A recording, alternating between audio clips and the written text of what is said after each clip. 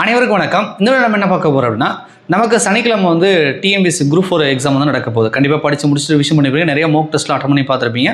So வீட்டிலேருந்தே ஆன்லைனில் நீங்கள் பண்ணியிருந்தீங்க அப்படின்னா கண்டிப்பாக வந்து ஓஎம்ஆர் பிரிண்ட் அவுட் போட்டு நீங்கள் ப்ராக்டிஸ் பண்ணியிருப்பீங்க. உங்களுக்கு ஒன்றும் பிரச்சனை இல்லை. மோக் டெஸ்ட் ஓஎம்ஆரில் வந்து ப்ராக்டிஸ் பண்ணாதவர்கள் அல்லது இதுக்கு முன்னாடி வந்து ஒரு டைம் கூட டிஎன்பிஎஸ்சி எக்ஸாம் குரூப் 4 குரூப் 2 எந்த ஒரு எக்ஸாமும் எழுதலை சார். அப்போ தான் ஃபஸ்ட் டைம் வந்து டிஎன்பிஎஸ்சி எக்ஸாம் வந்து ஓஎம்ஆர் எழுத போகிறோம் அப்படின்னா, ஸோ இந்த ஓஎம்ஆரை ஃபில் பண்ணுறதுல சில சந்தேகங்கள் இருக்கும். ஸோ இந்த டைம் வந்து பார்த்தீங்கன்னா ரொம்ப ஈஸியாக பண்ணிட்டாங்க. நீங்கள் லாஸ்ட் டைம் 2024, 23, 24 நீங்கள் அட்டன் பண்ணியிருந்தீங்க அப்படின்னா, ஸோ அப்போ வந்து நமக்கு ஏபிசிடிலாம் எவ்வளோ நம்ம அட்டன் பண்ணியிருக்கோன்றதை கால்குலேஷன் பண்ணி போடணும். ஸோ அப்படியே கால்குலேஷன் பண்ணாங்க அப்படின்னா 200 கொஸ்டினுக்கு வந்து கண்டிப்பாக வந்து கால்குலேஷன் வந்து தப்பு வரும். நிறைய பேர் வந்து அந்த கடைசி நேரத்தில் வந்து மண்டே பிச்சிருப்பீங்க. ஏன்னா நம்ம டிஎன்பிஎஸ்சியில் கேட்கக்கூடிய கடினமான கேள்வி கூட ஆன்சர் பண்ணிடலாம். ஆனால் அந்த கால்குலேஷன் பண்ணி போகிறோம்ல, ஏ எத்தனை, பி எத்தனை, சி எத்தனை டின்னு, ஸோ அதை நம்ம முழுமையாக ஆட் பண்ணி பார்க்கும்போது 200 வராது. எங்கேயாவது ஒன்றுத்தில் நம்ம மிஸ் பண்ணியிருப்போம். ஸோ அந்த மாதிரி சிக்கல்கள்லாம் இல்லாமல் இருக்குன்னு சொல்லி ரொம்ப வந்து இந்த டைம் வந்து ஈஸியாக பண்ணியிருக்காங்க. ஸோ கால்குலேஷன் பண்ணி போட வேண்டிய அவசியம்லாம் இல்லை. நம்ம ஏதாவது ஷேர் பண்ணாமல் வந்தால் அதை மட்டும் சொல்லணுன்றாங்க. டிஎன்பிஎஸ்சியில் நெகட்டிவ் மார்க்கே கிடையாது. ஸோ 200 கொஸ்டின் நம்ம தாராளமாக அட்டன் பண்ண போகிறோம். எல்லாத்துக்குமே நம்ம ஷேர் பண்ண போகிறோம். ஸோ அப்படின்னும் போது எந்த ஒரு பிரச்சனையும் இருக்காது. இருந்தாலும் கூட ஃபஸ்ட் டைம் போகிறீங்க அப்படின்னா இந்த ஓஎம்ஆரை ஒரு டைம் பார்த்துவாங்க. எப்படி என்னென்ன விவரங்கள் இருக்கும், எப்படி ஃபில் பண்ணணுன்றதை நான் சொல்லிடுறேன். ஓகேவா? சரி, ஃபஸ்ட் பேஜ் அப்படின்றது இதுதான். ஃபஸ்ட் பேஜ் அப்படின்றது இதுதான். ரைட்டா? ஃப்ரண்ட் பேஜ் ஃபுல்லாக உங்களுக்கு ஒரே இதை தான் கொடுப்பாங்க. இருந்தாலும் கூட இது பேஜ் 1, பேஜ் 2, பேஜ் 3 போட்டிருக்காங்க. ரைட்டா? சரி, ஃபஸ்ட்டு இதில் தான் நம்ம செக் பண்ணணும். நம்மக்கிட்ட ஓஎம்ஆர் கொடுத்தாங்க அப்படின்னா, ஸோ ஃபஸ்ட்டு நம்ம வந்து நேம் ஆஃப் த கேண்டிடேட், நம்மளுடைய பேர், ரிஜிஸ்டர் நம்பர், சப்ஜெக்ட், சென்டர் வேணும், இதெல்லாம் எல்லாமே வந்து டேட், சீசன் எல்லாமே கரெக்டாக இருக்கான்னு செக் பண்ணிக்கோங்க. இது எல்லாமே பார்த்தீங்கன்னா நம்ம கொடுக்கும்போது நம்மளுடைய ஓஎம்ஆரில் அதுவே வந்து பிரிண்ட் ஆகிருக்கும். ரைட்டா? ஸோ அது பிரிண்ட் ஆகிருக்கிறது சரியாக இருக்கா அப்படின்னு நம்ம ஆல் டிக்கெட்டை வச்சு கிராஸ் செக் பண்ணிக்கோங்க. ஏதாவது மிஸ்டேக் இருந்தால் நமக்கு வரக்கூடிய இன்விஜிலேட்டர் வந்து இன்ஃபார்ம் பண்ணுங்கள். இது ஃபஸ்ட்டு. ஓஎம்ஆர் கொடுத்தா நம்மளுடைய விவரங்கள் வந்து சரியாக இருக்கா அப்படின்றத பார்க்கணும். ரைட்டா? சரி, அடுத்தது வந்து பார்த்தீங்கன்னா நமக்கு கொஸ்டின் புக்லெட் நம்பர். ஸோ இந்த டைம் பார்த்தீங்கன்னா ஜஸ்ட் ஒரு 4 டிஜிட் தான் கொடுக்குறதா சொல்லியிருக்காங்க. ஸோ இப்போ நம்ம கொஸ்டின் பேப்பரை நம்ம கையில் கொடுத்தாங்கன்னா நம்மளை வந்து ஃபில் பண்ண சொல்லுவாங்களே, அப்போ வந்து ஓஎம்ஆரில் கொஸ்டின் புக்லெட் நம்பர் வந்து நம்ம ஃபில் பண்ணிக்கலாம். ஸோ ஃபில் பண்ணுறது எப்படின்னு இவங்களே வந்து இன்ஸ்ட்ரக்ஷனில் கொடுத்துருக்காங்க. இருந்தாலும் கூட நான் ஒரு டைம் சொல்லிடுறேன். ஓகேவா?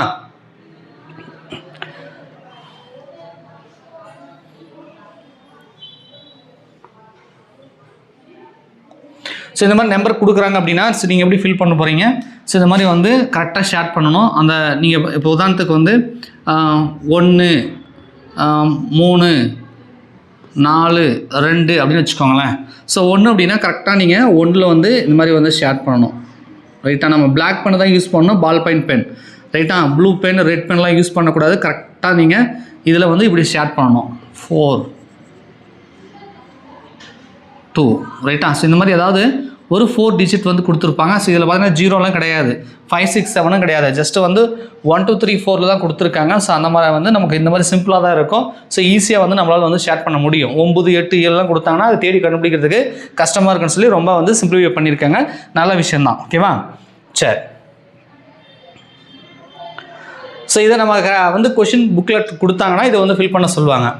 அடுத்தது இது வந்து பார்த்தீங்கன்னா இன்விஜிலேட்டர் வந்து பண்ணணும். நம்ம வந்து எல்லாம் வந்து கேண்டிடேட் சிக்னேச்சர் வந்து நம்ம போட்டிருக்குமா, தம்ப் இம்ப்ரெஷன் வச்சுருக்குமா அப்படின்றதெல்லாம் அவங்க செக் பண்ணிவிட்டு இதை ஷேர் பண்ணுவாங்க. ஆமாம், நம்ம சிக்னேச்சர் பண்ணியிருக்கோம் இல்லைன்றதை அவங்க தான் வந்து எஸ்ஆர் நோ வந்து ஷேர் பண்ணணும்.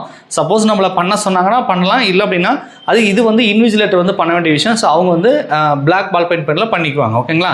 உங்களை பண்ண சொன்னாங்கன்னா நீங்கள் பண்ணிவிடுங்க. நீங்கள் பண்ணுறதுக்கு முன்னாடி நீங்கள் தம்ப் இம்ப்ரெஷன், சிக்னேச்சர்லாம் கரெக்டாக போட்டிருக்கீங்களான்னு பார்த்துக்கோங்க. தேர்வின் உறுதிமுறை, declaration of the candidates. So இந்த இதில் வந்து நீங்கள் சிக்னேச்சர் கண்டிப்பாக வந்து நீங்கள் வந்து போடணும். இவ்வளோதான். ஃபஸ்ட் பேஜில் ரொம்ப சிம்பிளாக இருக்குது. ரெண்டாவது வந்து இதெல்லாம் பார்த்துட்டு நம்ம வந்து எக்ஸாம் வந்து நம்ம கொஸ்டின் கொடுத்தாங்கன்னா நம்ம வந்து ஷேர் பண்ணுவோம் இல்லையா? ஸோ இப்போ நான் எப்படி ஷேர் பண்ணி காட்டணும், ஸோ அந்த மாதிரி தான் நீங்கள் வந்து ஷேர் பண்ண போகிறீங்க. கரெக்டாக வந்து ஷேர் பண்ணணும். ஓகேவா?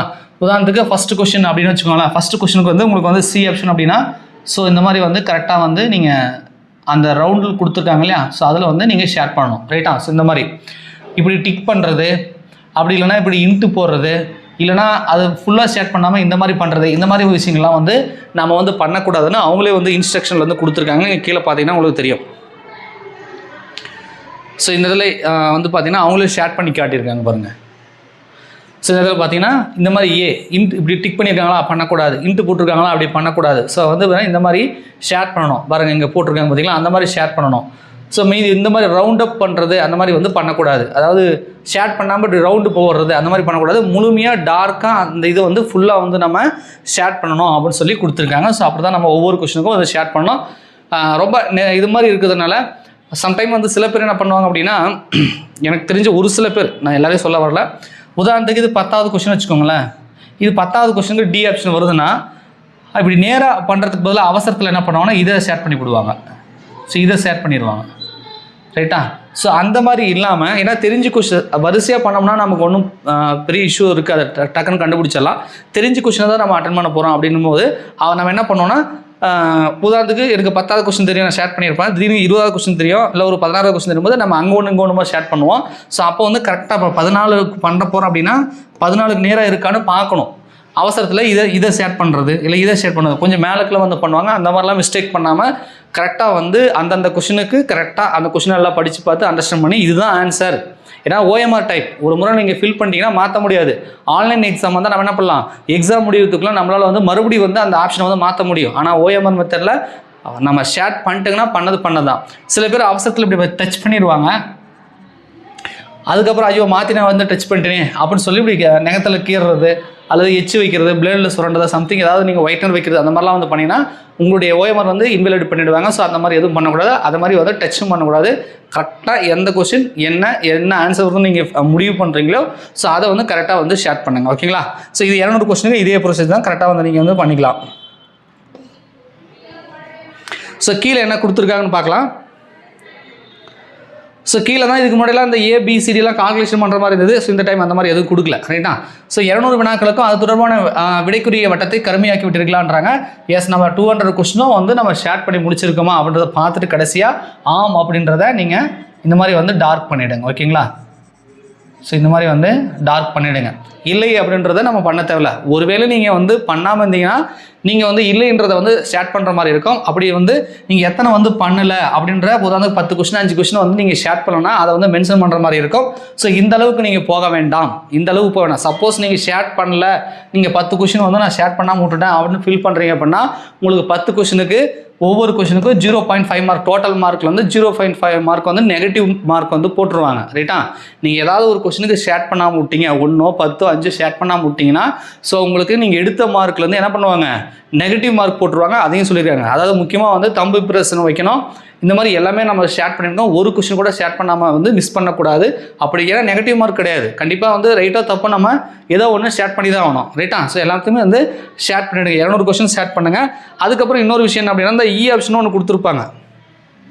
விடை தெரியவில்லை அப்படின்னு ஒன்று இருக்கா, விடை தெரியவில்லை அப்படின்னு ஒன்று கொடுத்துருப்பாங்க. மேக்ஸிமம் அந்த ஆப்ஷனை நீங்கள் சூஸ் பண்ண வேண்டிய அவசியம் இருக்காது, ரைட்டா? ஸோ முடிஞ்ச அளவுக்கு வந்து ABCDலே வந்து நீங்கள் போடுங்க. ரொம்ப சுத்தமாக தெரியலனா மட்டும் ஏதாவது ஒரு 4 ஆப்ஷனில் ஏதாவது ஒரு ஆப்ஷன் சூஸ் பண்ணுங்கள். ஈன்ற ஆப்ஷன் நீங்கள் போகிறதுனால உங்களுக்கு வந்து போனஸ் மார்க்கோ இல்லை வேறு எந்த மார்க்கோ வந்து கொடுக்க போகிறதில்ல. ஆனால் நமக்கு வந்து சுத்தமாக விடை தெரியல அப்படின்னா மட்டும் அதை ஷேர் பண்ணணும்னு சொல்லியிருக்காங்க. பட் ஆனால் வந்து நம்ம 4 ஆப்ஷனில் ஏதாவது ஒன்று ஷேர் பண்ணுங்கள், ஓகேங்களா? சரி, இந்த இடத்துல வந்து நம்ம எக்ஸாம் வந்து ஃபினிஷ் பண்ணுற டயத்துக்கு கொஞ்சம் முன்னாடி வந்து நம்முடைய தம்ப் இம்ப்ரெஷன், ரைட்டா? அதை இடது கையோட பெருவிரல் வந்து ரேக் வந்து வைப்பாங்க, ஸ்டாம்ப் கொடுப்பாங்க. ஸோ அதை நம்ம இங்க் பேடில் வச்சு நம்ம வைக்கிற மாதிரி இருக்கும், ரைட்டா? ஸோ இங்க் பேடில் வச்சுட்டு ஒரு கிளாத் கொடுப்பாங்க, அதை நல்லா வந்து உங்களுடைய அந்த விரல் அந்த மை போகிற அளவுக்கு நல்லா தொடச்சிக்குவாங்க, ரைட்டா? இல்லைன்னா தலையில் கூட தொடச்சிக்கலாம். பட் ஆனால் எக்காரணத்து கூட இந்த மை வந்து OMR அங்கங்கே வந்து படுற மாதிரி வந்து யூஸ் பண்ணாதீங்க, ரைட்டா? ஸோ நம்ம வச்சுருவோம், அவசரத்தில் நம்ம மறுபடியும் OMR டச் பண்ணோன்னா நம்ம கையில் இருக்கக்கூடிய அந்த இங்க் மை வந்து அங்கங்கே OMRல வந்து பட்டுடும், ரைட்டா? ஸோ OMR எக்காரணத்துக்கு ஒன்றும் டேமேஜ் பண்ணக்கூடாது. அது குறிப்பாக இந்த மாதிரி பார் கோடு இந்த மாதிரிலாம் கொடுத்துருக்காங்க இல்லையா, அதெல்லாம் வந்து எதுவும் வந்து டேமேஜ் பண்ணக்கூடாதுன்னு சொல்லியிருக்காங்க. ஸோ அதெல்லாம் வந்து OMR வந்து பத்திரமா நம்ம வந்து கரெக்டாக ஷேர் பண்ணி எந்த ஒரு டேமேஜும் இல்லாமல் அவங்ககிட்ட ஒப்படைக்கணும், ரைட்டா? சரி, ஸோ அடுத்து என்ன சொல்லியிருக்காங்கன்னு ஒரு டைம் பார்த்துக்கலாம். இன்ஸ்ட்ரக்ஷன், அறிவுரைகள். ஃபர்ஸ்ட் வந்து பட்டை குறியீடு, OMR இடத்துல அச்சிடப்பட்ட OMR தலை குறியீட்டை சேதப்படுத்தக்கூடாது. நான் சொன்னேன் இல்லையா, எந்த ஒரு டேமேஜும் வந்து பண்ணக்கூடாது. குறிப்பாக do not damage bar code அப்படின்றாங்க. ஸோ இது வந்து கரெக்டாக கொடுக்கணும். எப்படி ஷேர் பண்ணணும் நம்ம ஏற்கனவே சொல்லிட்டோம். இந்த மாதிரிலாம் பண்ணக்கூடாது, கரெக்டாக இந்த மாதிரி வந்து பண்ணணும், ரைட்டா? கீழ்கண்ட காரணங்களால் OMR விடைத்தால் செல்லாதாக்கப்படும். ஸோ உங்களுடைய OMR வந்து இன்வெலிட் பண்ணுறாங்க அப்படின்னா என்னென்ன ரீசனுக்காக பண்ணுவாங்க அப்படின்னா, 1 கருமை நிற மையுடைய பந்து பண்ணை தவிர மற்ற நிறங்கள் ஏதாவது யூஸ் பண்ணீங்க அப்படின்னா உங்களுடைய OMR வந்து இன்வெலிட் பண்ணிவிடுவாங்க, ரைட்டா? ஸோ அதனால் கண்டிப்பாக பிளாக் பால் பாயிண்ட் பென் வந்து 2 வந்து வாங்கிட்டு போங்க. அது குறிப்பாக சொல்லணும் அப்படின்னா சீக்கிரம் ஷேர் பண்ணுறதுக்காக 0.7 இப்போ 0.5 அப்படின்னு பார்த்தீங்கன்னா ரொம்ப மெலிசாக இருக்கும், ஷேர் பண்ணுறது சிரமமாக இருக்கும். கடையில் கேட்டிங்கன்னா சொல்லுவாங்க கொஞ்சம் வந்து அந்த முனை அந்த தலைன்னு சொல்லுவாங்க, முனை ஷார்ப் வந்து கொஞ்சம் பெருசாகிற மாதிரி பார்த்து வாங்கிக்கோங்க. 0.7 கேட்டிங்கன்னா சொல்லுவாங்க, அந்த மாதிரி வாங்கிக்கோங்க, ரைட்டா? சரி, தேவையற்ற மற்றும் பொருத்தமற்ற குறிப்புகள் எதுவும் வந்து குறியீடுகளை மேற்கொள்ளக்கூடாது. ஓம் போடுறது, பிள்ளையார் சொல்லி போடுறது, இந்த மாதிரி ஏதாவது நீங்கள் எந்த ஒரு இதுவும் வந்து பண்ணக்கூடாது. ஓஎம்ஆர் விடைத்தால் பக்கம் 1 அது கூட இடைத்தால் தேர்வுகள் கையொப்படாது. அதாவது ஃபஸ்ட்டு பேஜில் நமக்கு வந்து சிக்னேச்சர் சொல்லியிருக்காங்க இல்லையா இந்த இடத்துல. ஸோ இந்த இடத்துல வந்து நம்முடைய சைன் வந்து போடணும் இல்லையா. ஸோ இந்த இடத்துல நம்ம வந்து தேர்வுகளின் டிக்ளரேஷன் ஆஃப் த கேண்டிடேட் இங்கே சைன் பண்ணணும். ஸோ கண்டிப்பாக அந்த இடத்துல வந்து நம்ம சைன் பண்ணணும். சைன் பண்ணலாம் அப்படின்னா நம்ம ஓஎம்ஆர் வந்து இன்வேலிட் வந்து பண்ணிவிடுவாங்க. ரைட்டா. தங்களுக்கு வழங்கப்பட்ட வினாத்தில் அச்சிடப்பட்ட வினா தொகுப்பு எண் ஓஎம்ஆர் விடைத்தாளில் சரியாக கருமையாக்காமல் இருத்தல். அதாவது அந்த கொஷின் புக்லெட் நம்பர் வந்து நம்ம வந்து சரியாக ஃபில் பண்ணலாம் அப்படின்னா நம்மளை வந்து இன்வாலிட் பண்ணிவிடுவாங்க. ஸோ இதுதான் வந்து ரீசன் சொல்லியிருக்காங்க. மொத்தம் ஒரு 4 ரீசன் சொல்லியிருக்காங்க. அடுத்தது வந்து நெகட்டிவ் மார்க் 0.5 குறைக்கப்படும் போட்டிருக்காங்கல்ல மொத்த மதிப்பெண்ணில். எதுக்கெல்லாம் நெகட்டிவ் மார்க் அப்படின்னு பார்த்துக்கோங்க. விடைத்தாளில் எந்த ஒரு வினாவிற்கும் அது தொடர்பான எந்த ஒரு வட்டத்தையும் கருமையாக்காது இருந்தால், அதாவது வட்டம் காலியாக விடப்பட்டால், அதாவது அந்த 200 கொஸ்டினுக்கு நம்ம ஷேர் பண்ணுறது கொடுத்துருக்காங்க இல்லையா, அதில் ஏதாவது ஒரு கொஸ்டினுக்கு ஆன்சர் தெரியல அப்படின்னு சொல்லி நீங்கள் ஏதாவது வந்து மிஸ் பண்ணிட்டீங்க, அதை ஷேர் பண்ணல அப்படின்னா ஸோ உங்களுக்கு 0.5 மார்க் வந்து ஒட்டுமொத்த மதிப்பில் வந்து கழிக்கப்படும் அப்படின்றது சொல்கிறாங்க. அடுத்தது வந்து இடது கையோட நம்ம தம்ப் இம்ப்ரெஷன் வைக்கிறோம் இல்லையா, அது ஏதாவது நம்ம வைக்காமல் போயிட்டோம் அப்படின்னா அதுக்கும் வந்து 0.5 வந்து நெகட்டிவ் மார்க் கொடுக்குறோம் அப்படின்னு சொல்கிறாங்க. மேக்ஸிமம் வந்து நீங்கள் ஃபிங்கர் பிரிண்ட்டும் வச்சுருவீங்க, 200 கொஸ்டின் நீங்கள் அட்டன் பண்ணிடுவீங்க. ஸோ அதனால் வந்து நெகட்டிவ் மார்க்கை பற்றி நீங்கள் ஒரி பண்ண வேண்டியதில்லை. சப்போஸ் இந்த மாதிரி பண்ணிங்கன்னா உங்களுக்கு வந்து நெகட்டிவ் மார்க் இருக்குது. ரைட்டா. ஸோ அதுக்கப்புறம் இன்விஜிலேட்டர் வந்து என்ன பண்ணோம்னா அவங்களுடைய கண்காணிப்படின் சான்றுன்னு தேர்வரோட புகைப்படம், கையொப்பம், தேர்வு கூட அனுமதிச்சிட்டு, வினாத்தாள் தொகுப்பு எண் மற்றும் இடதுகை பெருவிரல் ரேகை ஆகியவை என்னால் சரிபார்க்கப்பட்டது. நாம் வந்து நாமளே மறந்துட்டாலும் இன்விஜிலேட்டர் வந்து எல்லாம் நம்ம தம்பு இம்ப்ரெஸ் வச்சோமா, சைன் பண்ணோமா, எல்லாம் ஷேர் பண்ணியிருக்கணுமான்னு அவங்க ஒரு முறை வெரிஃபை பண்ணிவிட்டு அவங்க ஒரு டைம் வந்து என்ன பண்ணுவாங்க இந்த இடத்துல வந்து சைன் பண்ணுவாங்க. ரைட்டா.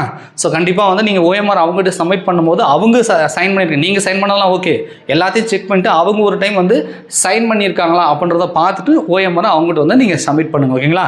ஸோ இந்த டைம் வந்து ஓஎம்ஆர் ரொம்ப சிம்பிளாக தான் இருக்குது. ஓஎம்ஆரை பற்றி நம்ம வந்து ஒரி பண்ணிக்க வேண்டிய அவசியம் இல்லை. ரைட்டா. ஸோ சனிக்கிழமை எக்ஸாமுக்கு நல்லா படிச்சிருப்பீங்க, நல்லா ரிவிஷன் பண்ணிட்டு போங்க. ஸோ இந்த தேர்வை பற்றின எந்த ஒரு பயமும் வேண்டியதில்லை. ஓரளவுக்கு வந்து நீங்கள் எந்த அளவுக்கு நீங்கள் கஷ்டப்பட்டு படிச்சிங்களோ அதுக்கான பலன் வந்து நிச்சயம் உங்களுக்கு வந்து கிடைக்கும். ரைட்டா.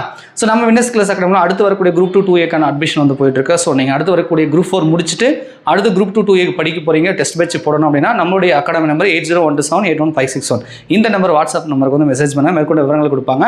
கேட்டு தெரிஞ்சுட்டு வந்து ஜாயின் பண்ணிக்குவாங்க. நன்றி, வணக்கம்.